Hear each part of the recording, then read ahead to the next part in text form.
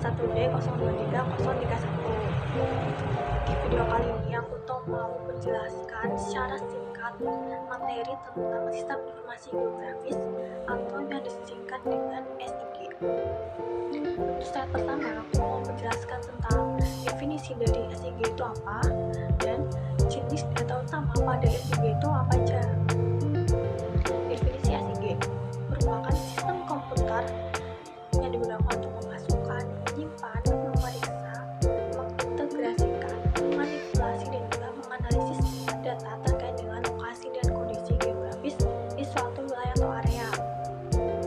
Kemudian untuk jenis data utama pada SIG ini terbagi menjadi dua, itu ada data spasial dan juga data atribut. Data spasial merupakan jenis data atau informasi yang memiliki koordinat geografis. Kemudian untuk memasukkan data spasial ke dalam SIG itu bisa dilakukan dengan dua cara, dengan digitasi dan juga scanning. Sedangkan pada data atribut merupakan data yang memberikan penjelasan mengenai objek, fenomena, atau informasi yang ada di permukaan bumi. Oke, pada slide yang kedua, sini aku mau jelasin tentang sumber-sumber untuk mendapat data spasial itu bisa dari mana aja. Yang pertama, peta analog. Yang kedua, data GPS. Tiga, data sistem penginderaan jauh. Peta analog itu termasuk peta topografi, peta tanah, dan lain sebagainya yang bentuknya masih dalam bentuk cetak.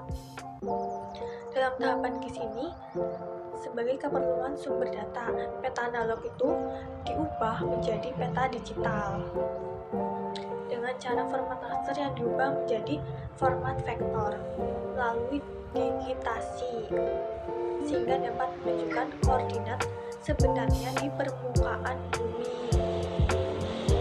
Yang kedua, data GPS. Keakuratan GPS ini dipengaruhi juga oleh perkembangan teknologi. Jadi semakin tinggi teknologinya, keakuratan juga semakin baik, semakin bagus. Kemudian, data GPS ini direpresentasikan dalam format vektor. Dan yang ketiga, data sistem penginderaan jauh. Kali ini meliputi foto udara, citra satelit, dan juga data curah hujan grid. Data sistem ini merupakan data yang terpenting juga dalam BIS karena ketersediaannya secara berkala dan mencakup area tertentu. Slide yang ketiga, dalam pembahasan digitasi dan juga kesalahan-kesalahan yang terjadi dalam digitasi. Digitasi itu merupakan proses konversi data dari peta analog ke format digital. Proses ini bisa dilakukan dengan menggunakan digitizer. Caranya adalah dengan peta analog yang diletakkan pada meja digitizer, kemudian digeoreferensikan dengan mengklik titik-titik yang diketahui koordinatnya. Yang selanjutnya, kesalahan dalam digitasi. Ada dua, kesalahan geometris dan kesalahan topologis. Kesalahan geometris begitu menjadi dua lagi, overshoot dan undershoot. Overshoot itu garis yang terdigitasi ini melebihi garis atau titik yang seharusnya menjadi tujuannya. Sedangkan pada undershoot, garis yang terdigitasi tidak mencapai garis atau titik yang seharusnya menjadi tujuannya, sehingga meninggalkan celah atau tidak terhubung. Nah, kesalahan topologis itu merupakan kesalahan yang berupa melanggar aturan fitur-fitur geografis seperti poligon yang memang tinggi, terus adanya gap antar poligon yang seharusnya berbatasan. Terdapat kesalahan dalam digitasi.